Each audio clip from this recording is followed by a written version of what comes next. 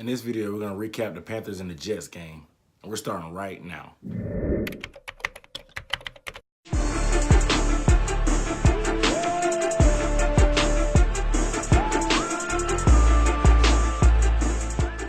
What up, though? What's up, everybody? It's Aaron Duncan here with the Necessary Bluntness Sports Talk Show. This is a show where we might not tell you what you want to hear, but I'm going to tell you what you need to hear. I give you the coverage of the best division in the NFL, the NFC South. And if you want to see more videos about the division and about your favorite team, go ahead and hit that subscribe button and give this video a like also while you're at it.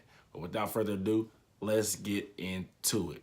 All right, Panthers are coming back from that bye week. They're looking to keep that momentum going. They had won, 3 in a row going into it. They dominated Miami on Monday Night Football 2 weeks ago. Seemed like forever since these guys played. I was real anxious for this game to see them play New York.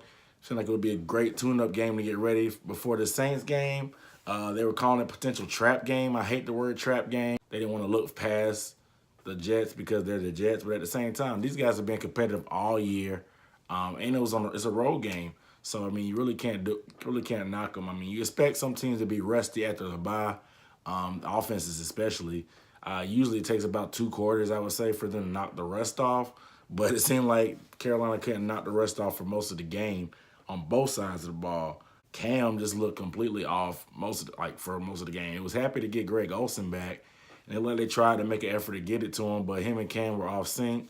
Cam was missing a lot of passes high like he used to. He gave the ball to Funchess a lot. I think Funchess had, 12 targets? And he was missing Funchess high sometimes. He was kind of just throwing it up to there. But his legs were okay. It kept the defense honest, and it did enough.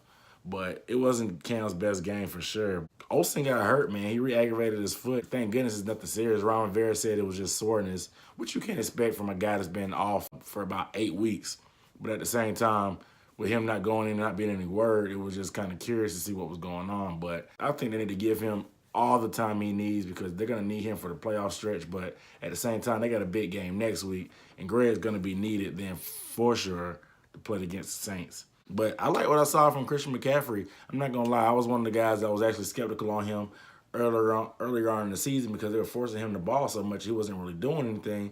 But we actually finally got to see him break out on a run into the secondary and get loose. He should have scored, made a move on that safety, and took it to the crib, but it is what it is. He still broke out. He had a solid game on the ground. Of course, he was doing what he does in the passing game, being dependable and catching those checkdowns. Some clutch 3rd and 4th down conversions.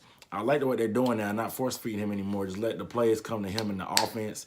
Cam is starting to get a little comfortable with him, and he knows where he's at a lot of times in these checkdowns, and I like it. I don't know why we didn't throw a lot more screens to him, though. I don't think I saw a screen to anybody, not just Christian, in the whole game, especially with an aggressive blitzing team like the Jets had been with Todd Bowles, and they were coming too. So I don't know why Shula didn't dial up anything like that, but it is what it is.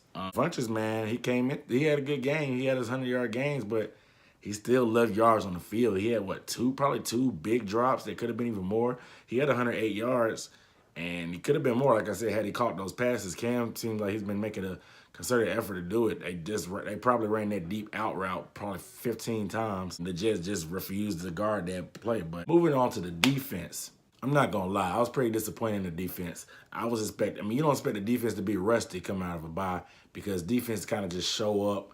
They do what they do. They play their keys. They execute, make tackles. The tackling could be rusty, but that wasn't really the problem. It was the secondary getting roasted. I'm so done with Daryl Worley. I'm done with him. Like, penalties, the missed assignments, the grabbing, the bad technique is really getting old. I mean, Bradbury didn't play great either, but Worley has been making bonehead plays after bonehead plays and committing so many penalties. It's really getting ridiculous.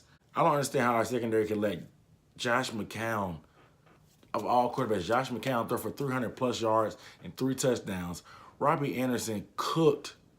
He cooked the secondary. Like, I don't know what we freeze up when the ball's in the air for some reason, and we just get so lazy, I guess, because we're so used to getting such good pressure that they don't expect the secondary doesn't expect to be tried like that, but they have been tried. It was really disappointing. I mean, we seemed kind of flat. We were giving up way too many yards per carry to a average run game, in my opinion, at best. They have some guys, but at the same time, they're getting 4 or 5 yards a pop on first down and was really putting them in favorable down in the distances where we couldn't dictate. Granted, we had a stretch where we shut them down, but our offense isn't so bad that our defense has to do more.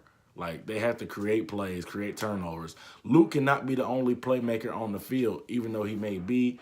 He's the only one getting takeaways, but that big strip and scoop and score between Wes Horton and Luke Kuechly completely turned the game, and we finally got a special teams touchdown. We haven't had probably a punt return since Philly Brown had that little fumble against the Bears. He picked up and returned for a touchdown. It was a freak play, probably 2-3 seasons ago.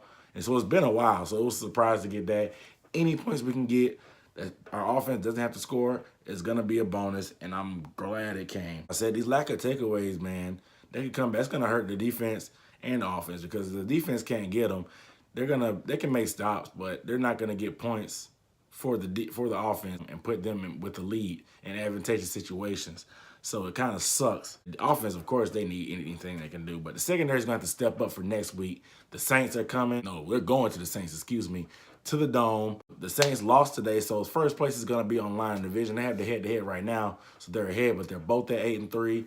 It's going to be a crazy game. The secondary is going to have to step up because Drew Brees shredded them last time. Offensively, the running game, I see the key is to run the ball and use play action. That's what the Rams did all day today, and it worked like a charm against the Saints, and they pretty much stymied them, man. So we'll see what Carolina can do. You guys let me know in the comments what you feel about how today win and what you think is going to happen next week with the Saints. But without further ado, Unnecessary Bluntness Sports Talk, I'm Aaron Duncan signing off. I'm out.